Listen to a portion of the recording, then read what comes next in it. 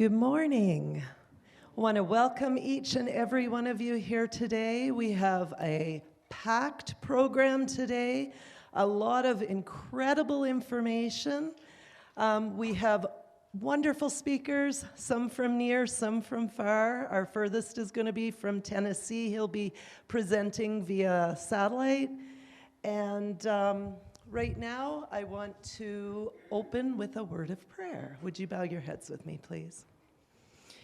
Dear Father in heaven, thank you for the privilege of presenting these materials to this present company. Lord, I pray your Spirit will be here. Guide us, help us to be wise as serpents, harmless as doves, and help us to make known that these things are not to bring fear, but there is hope. Thank you so much, Father, for your love and care over each one of us. And those that are still traveling, Lord, give them traveling mercies. Bring them safely here. In Jesus' name I pray, amen. Okay. Our first speaker that we have today is Rob Knott, and he is going to be presenting When It All Collapses. Now, some of you may not know Rob. Rob is an associate speaker with Whitehorse Media, and he's also a speaker with Amazing Facts, and some of you know of Amazing Facts TV. And he's also been involved for many, many years in lay ministries and prison ministries. He has a real heart for the people. And one thing I want to add about Rob, I met him a few years ago. Rob is as true as the needle to the pole. He is not afraid to stand up and tell it like it is. So I want to welcome Rob to the podium, and let's give our time to him.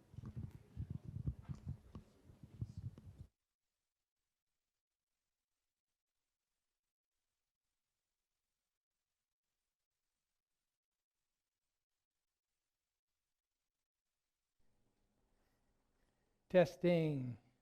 Can you hear me good? So, as we begin to get into our messages, I want to just say up front that I'm not someone who has studied this in depth as an authority. I'm more of an observer of things around me on these topics. And so I want to bring your mind's attention to what is happening in our world, what's going on, and where things are trending. Have you ever heard the term lemmings over the cliff? The cliff isn't too far away, and if we're all lemmings, I'm here to warn you before you get too close. For us to maybe think about making a decision different than you have at this point. And so, as you see on the screen, when it all collapses, we're going to talk about society, nature, government, economy, and where those are trending. What is happening in our world? You know, you don't have to look very far to realize that our world is in trouble. And so where are we headed as a society? So this first section I'm going to be talking about society in general. Where is society heading? Is it on a good trajectory? Families in good positions and societies and communities working together, or do we find ourselves in trouble?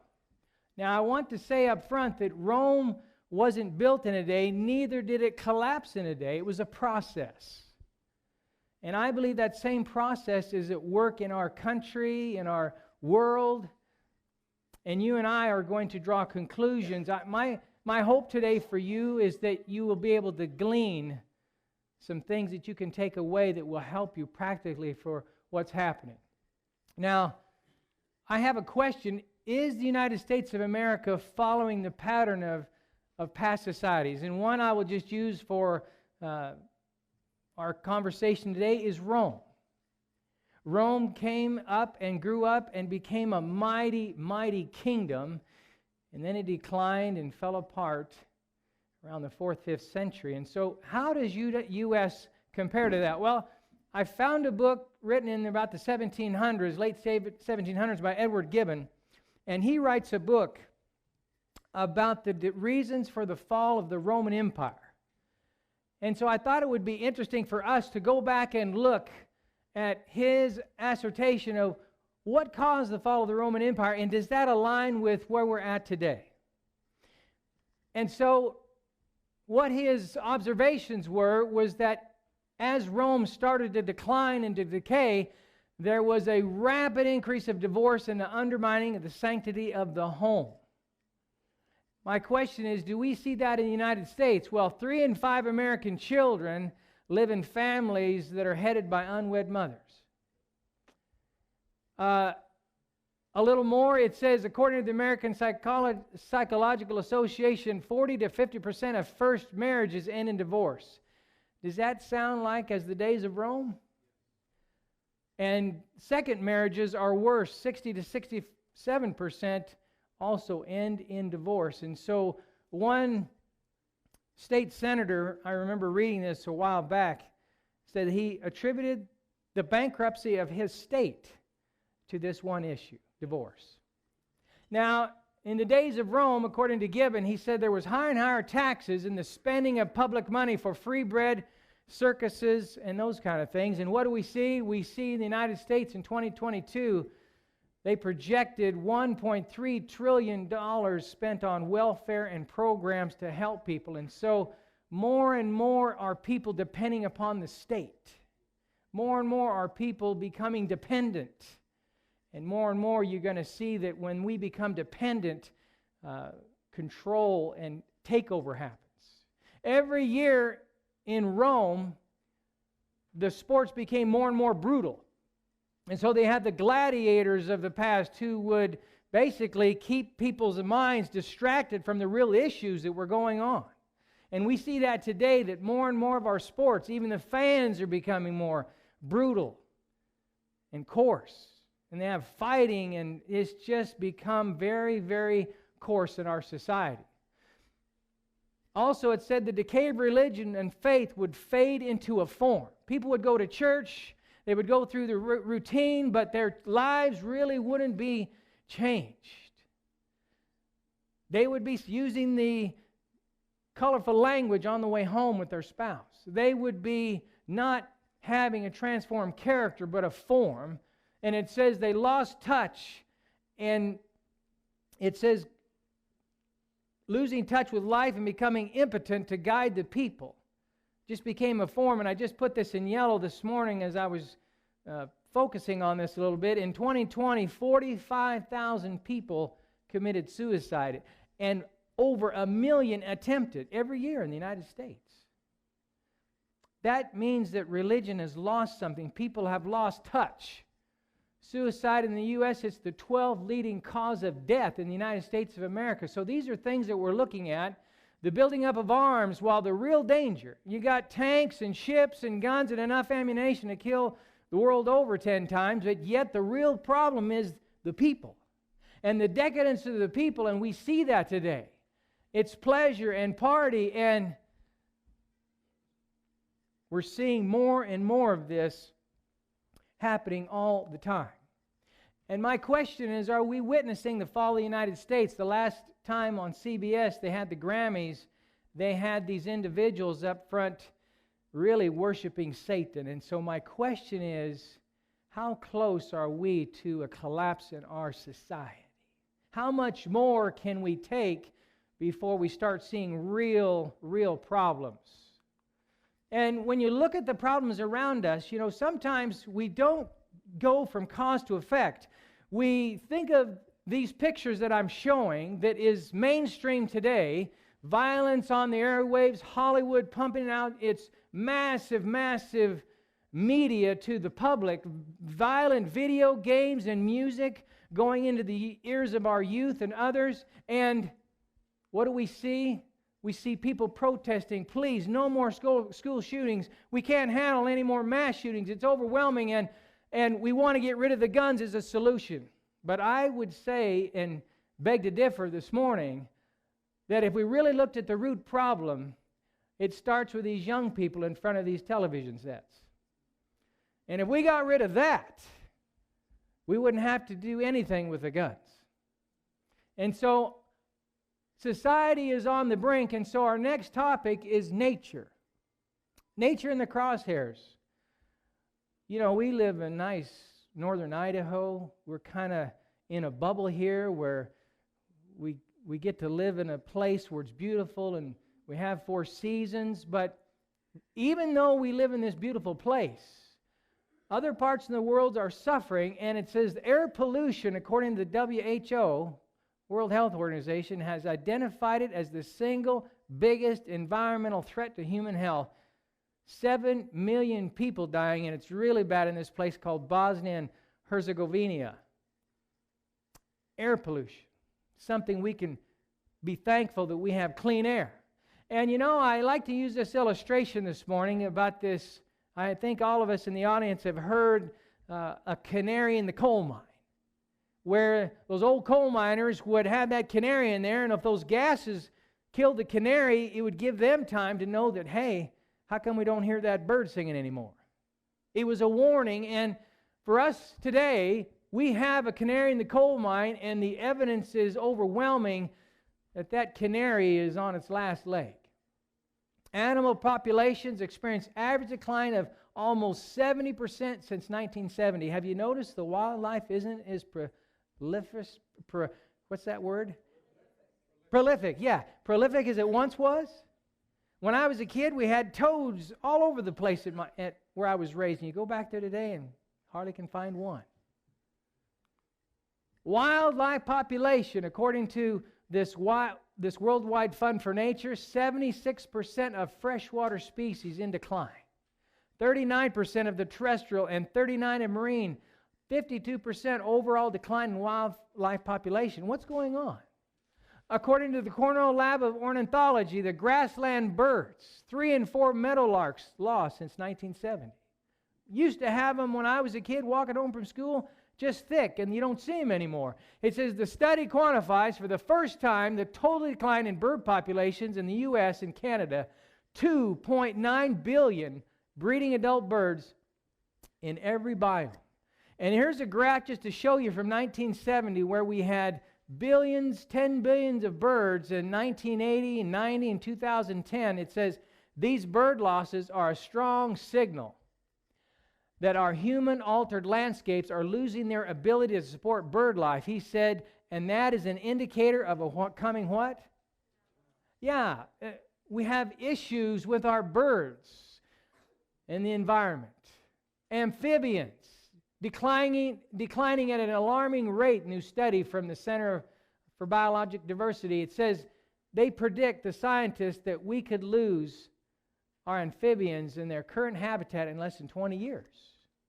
Most of us have heard of the bee collapse, the colony collapse of our most important insects, our pollinators, our butterflies, our monarchs, our bumblebees. Honeybee keepers reported the loss of 105,000 colonies to this colony collapse. It says a 76-year increase from last year. You know what? We might be great gardeners, but we need the bees to pollinate. And so this is just another sign, brothers and sisters, that we're headed towards unprecedented territory. What are we going to do? What are you going to do? What am I going to do? Declining populations are going to have a threat to global food security. And just like I said, 85% of the monarchs have declined in the last 2 decades. You barely see them anymore. It's rare because of pesticides and all these things. This mass farming that's going on and climate change, they call it. It says the path of extinction in a few decades, the repercussions we'll have for this planet ecosystem are catastrophic. That was published in the Journal of Biological Conservation. And so we have, you could just go on the internet and just flood yourself with this is going down, that is species in trouble, that's endangered, the trees in California are dying. It's just overwhelming. In Puget Sound, the lowest record of our remaining orcas are at an all-time low. I think there's roughly 78 left. Used to be hundreds and hundreds, and you wouldn't have ever run out. And today, and this was in January of 2022 from Newsweek. And we've all heard of the mass die-off. Scientists can't explain it. They don't know. Sometimes it's a virus or, in United States, 12 states are suffering from mass die-offs in their fish populations. They don't understand why the pelicans on the beach are all dying or they're all washed up on the shore. It doesn't make sense. This was really interesting to me from the BBC. It says a mass die-off of wild antelope in Kazakhstan was triggered by environmental factors. Scientists believe more than 200,000 antelope, 200,000 of them, collapsed and died suddenly, wiping out most of the global population, and they think it was caused by a bacterial infection. Things are out of whack. Nature is going berserk. This isn't normal. This is a problem. And scientists warn of ice sheet collapse. The coral die-offs over in Australia and other places are tipping points that are teetering our planet on the edge. And so you see endangered species being, like the butterfly, being added to the endangered species list. And Jacques Cousteau, he was a nature conservation person, and way back in 1993, he said that he warned that humans were reaching the point of no return to environmental destruction. Brothers and sisters, you and I are living in a time when things are starting to come apart, and we're witnessing of it. And not only that, but natural disasters. Over in New Zealand, they had a terrible cyclone called Gabriel. Billions of dollars in devastation. And we see this almost as if it's a weekly occurrence somewhere. Somewhere in the world, it's either a flood or a fire or a disaster. People freezing to death in their cars in New York because the emergency personnel can't even get to them. And people pass away in tornadoes. Now, when I was raised as a kid, I didn't always pay attention to the news, but I remember in the spring was when tornadoes came to the Midwest. Now they're happening in December. Now there's 14 of them. Now it's not just touching down and for a few feet and going back up. Now it's taking a mile-wide swath for 30 miles. And this is happening on a worldwide scale. Fires that you can't even stop. You have to just get out of the way. Whole towns are destroyed. And these are things that we see all around us. This was an important slide that I think that will be interesting to you. According to the World Meteorological Organization, released in August of 21, it says that the annual incidence of natural disasters worldwide driven by more extreme weather or water hazards has increased by how many percent? Can you read that? Things are out of control. Things aren't normal. Over the last 50 years, we've seen the decimating of our society through these natural disasters. And this is a graph of from 1900, and you see about 1980, it just starts going off the scale. And that's what we're in today. We're in this massive turmoil with our beautiful world that we once didn't have all these issues. In Lake Oroville, you can see in 2019, it's a beautiful place to visit. In 2021, it looks like a ghost town with barely a little trickle running through it. And then California gets so deluged, it's so much water so fast, they don't know what to do with it. And it's these kind of things are disrupting our society. And I don't have to say much about the Turkey earthquake other than it was very devastating and great loss of life. And we're going to see more of this, unfortunately, because things are heading towards a great time of trouble. And between 2004 and 2014, just a decade, the earthquakes and magnitude of 8 or more increased 265%. It's as if the birth pangs are getting stronger and more intense as we go. And so as we turn to government, as we look at our government and governments of the world who try to answer these problems, and maybe, as they look at science and they think, well, if everybody would just stay home and keep the Suburban in lock and key and ride their bicycle to work, maybe all this would go away. But it's bigger than that.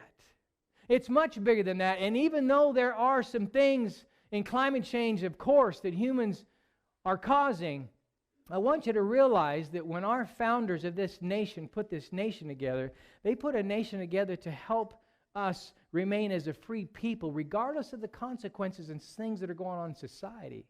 There's always the only bastion on the planet that has freedom for people is the U.S. of A.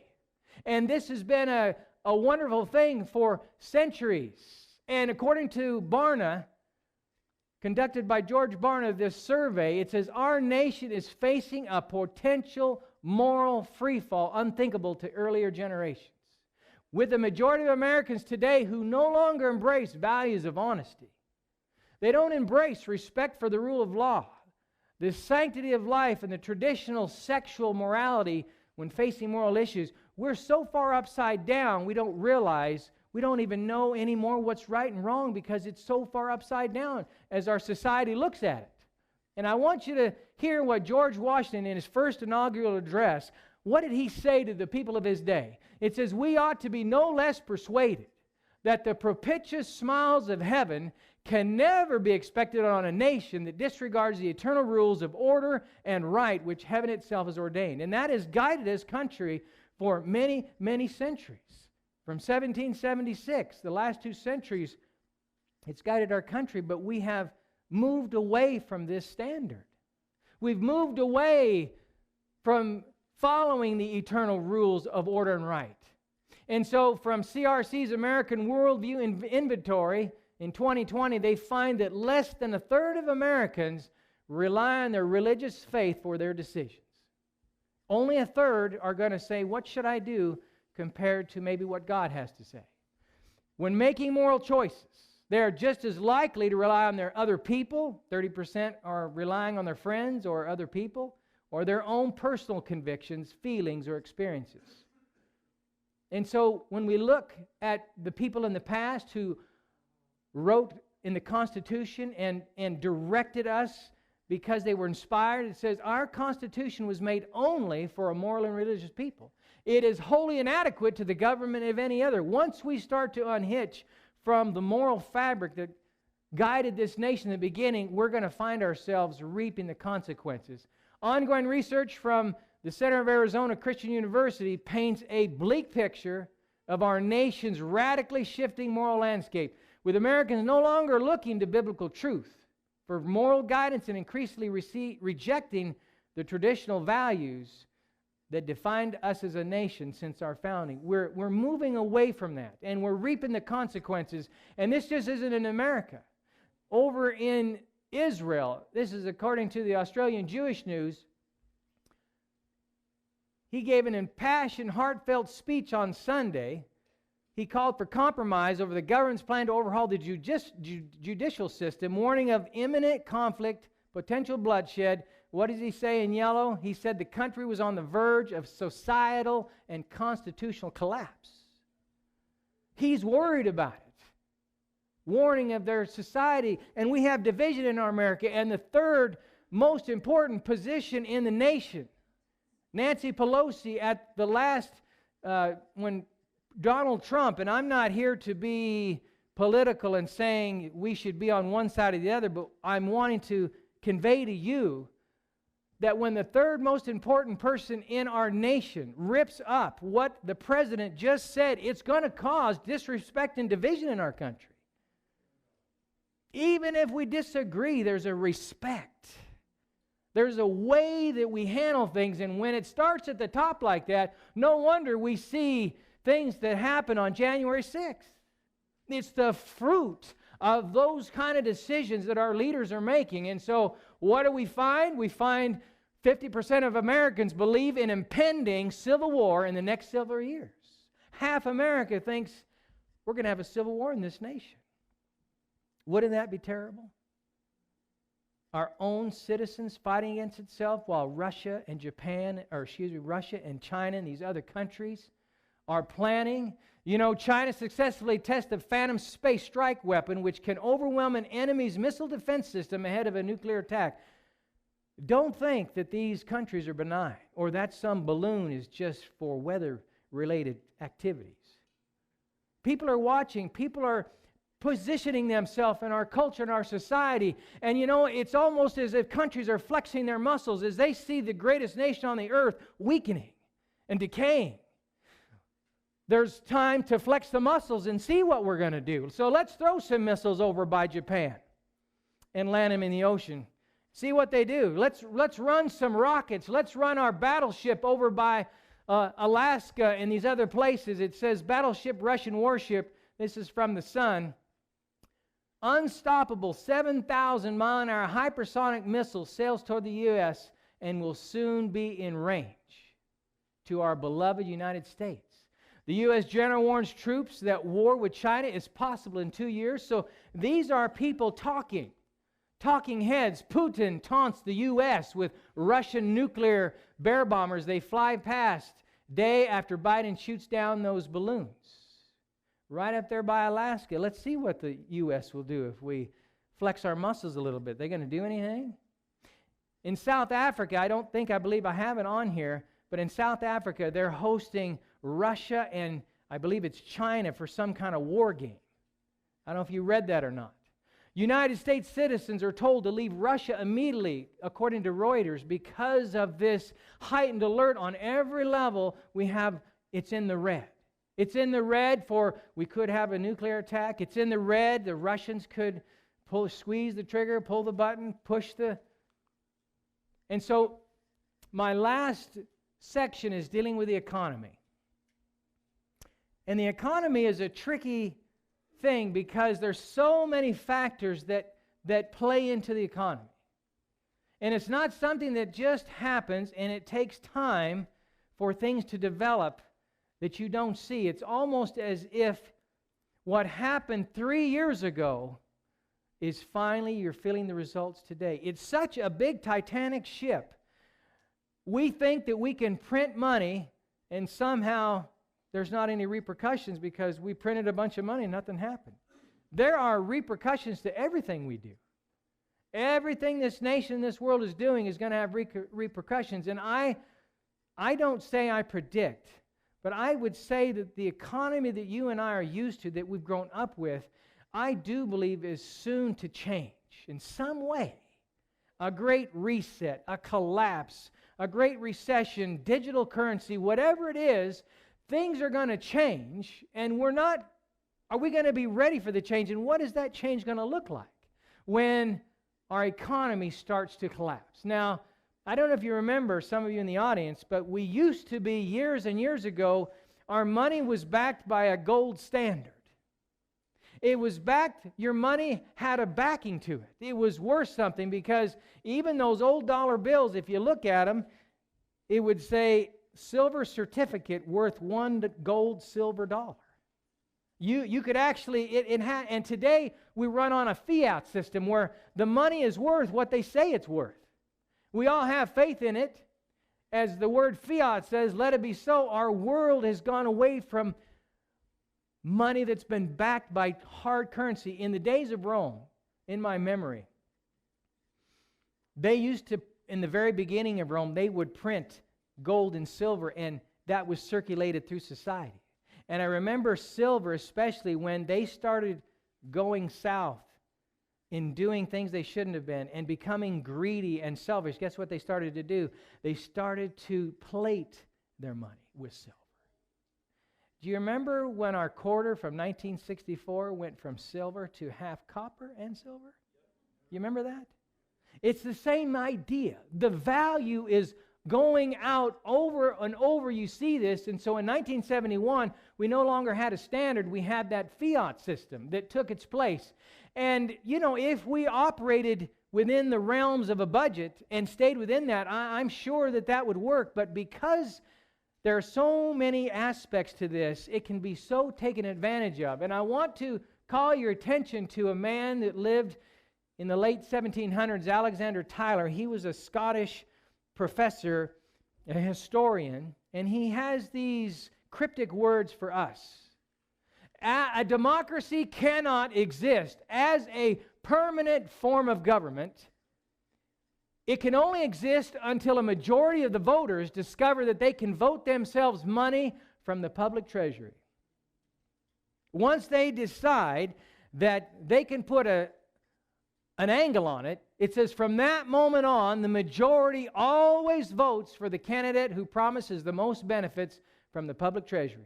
I'm going to vote for that president because he's going to give me a new cell phone, and I'm going to be getting these goodies, and I'll have more. I won't have to pay as much taxes, and so whoever will give me the most, I'm going to put him in office. It says, as a result of these kind of mindsets, a democracy always does what? It collapses, over loose financial policy, and is always followed by something worse. Brothers and sisters, we're seeing this happen to our beautiful nation where we have loose, I would say so loose you can't even put it together loose. Our economy is in dire straits. And this isn't just in America. Blackouts and soaring prices. Pakistan's economy is on the brink. Countries around the world, does a record budget deficit herald the collapse of the Russian economy? Fox Business says they're preparing for a Category 5 storm in 2023. People are saying, what are we going to do? Who can we turn to? Who has the answers to the issues? It isn't just going to be that we're going to continue business as usual, brothers and sisters. It's not going to work that way. And so we have powers that we don't even know what's going on behind the scenes, pulling the levers at high places. And more of us are tending towards not having. And more of a few people want it all. And that is the scenario that we're in. And just like in China, they have these kind of a social credit rating where if you jaywalk or you smoke on a train or you play a certain kind of video game, your credit score goes down and you can't travel and you can't. And imagine what that would be like in the good old US of A, that you can only do business if you use the crosswalk. It's called control. It's called what's coming. How inflation precipitates societal collapse. You know, I don't think any of us need too much to understand this, but every society before that's tried to print money to solve the problem has always ended up in this boat. Germany tried it. Other countries have tried it. Sri Lanka aims to stop money printing, there it is, as inflation near 60%. How would you like it in the U.S. if inflation became 60%? Inflation. What are you going to do when that happens? I hope in today's presentations we're going to show you some practical things that we can handle, because these problems aren't going to go away. It isn't as if tomorrow we wake up and it's, well, everything's back to normal. There is no such thing as back to normal. We have a $31 trillion in debt. That is more than I can count. I don't know if you're a better math student than me. But that's a lot of money, it's growing all the time. We send money we don't have, and you know what? That debt is making us a slave. We used to be the greatest creditor nation. We used to be. And little by little, because of loose financial policy, we have now become the greatest debtor nation. And with that comes consequences. And it's like a house of cards, in my mind, that's just waiting for some particular situation to develop where the whole thing crumbles away. Now, I cannot read the future and know what's going to happen. There's going to be some semblance of buying and selling to the very end, but there's a time of trouble and disaster, and what are we going to do when the power goes off, when my dollars in my wallet aren't worth anything, when I have to switch, and if I switch, I have to come under this mandate? What are we going to do? Because this is really coming. These cards that are coming off the top, in my mind, are signaling us that the whole thing's about to go under. From the little things that we witnessed. This German paper said Tower of Babel, the Great Depression 2.0, will trigger the world's greatest financial catastrophe like nothing we've ever seen. I can't say that's going to happen, but people are talking about it. People are reporting about it. People are saying that trouble and disaster are upon us. And so my question for us today, are we prepared for this great time of trouble that's coming to each one of us? And even in Diamond Lake, it's going to be coming. I'd like to present a Bible verse as my last section and what we're going to do to leave you with some hope, to leave you with some encouragement in such a bleak environment on all fronts. We kind of live in a bubble. We have our cars and homes and freedom, but I'm telling you, my friends here today, This is not going to be the way it's always going to be. We're entering into dark places. And it says, this is the third time I am coming to you. In the mouth of 2 or 3 witnesses shall every word be established. My hope is that what I presented to you today and what I present here in the last, it's just not what I'm saying. It's witnesses from different places telling us that there's trouble. In Matthew chapter 24, we read about what the signs will be like when Jesus comes, and with wonderful accuracy, Jesus himself telling the disciples what the world would look like just before Jesus. It looks like the front page of the newspaper today. Wars and rumors of wars. Wow. A time of trouble such as was not since the beginning of this world to this time, no, nor ever shall be. A time of trouble is coming to your home and to my home. Are we prepared for trouble? What are you grounded on? You know, some of us believe certain things. And they may be wonderful things. And at the end of the day, so why do you believe that, sister? Why do you believe that, brother? Based on what? On what society is saying? Or because I'm putting my trust and my faith in something different? In Luke chapter 21, it says there'll be signs in the sun and in the moon and the stars, distress of nations, stress. The sea and the waves roaring and looking after and having fearful thoughts about all this and looking after those things which are coming on the earth, for the powers of the heavens are going to be shaken. We haven't seen anything yet. We're in a bubble, but that's going to change. Things are going to heat up. And as Daniel chapter 12 culminates, it says, and at that time, Michael, your great prince, which standeth for the children of thy people, it says that there's going to be a time of trouble such as never was since there was a nation, even to that same time. And at that time thy people shall be delivered, everyone that shall be found written in the book. What does that mean, to be written in the book? What are we going to do when we can't handle the stress that rolls through here like a what are those big things that roll over the concrete and make pavement? Those big rollers, have you seen them in construction sites? I guess it's called a roller. Yeah, it's a big roller, and it just smashes everything in its way. And you know, we're going to have something different than the world around us that really is going to give you hope for tomorrow, because more and more people don't have hope. More and more people are throwing the towel in and committing suicide. I can't handle it. It's too hot. It's too hot.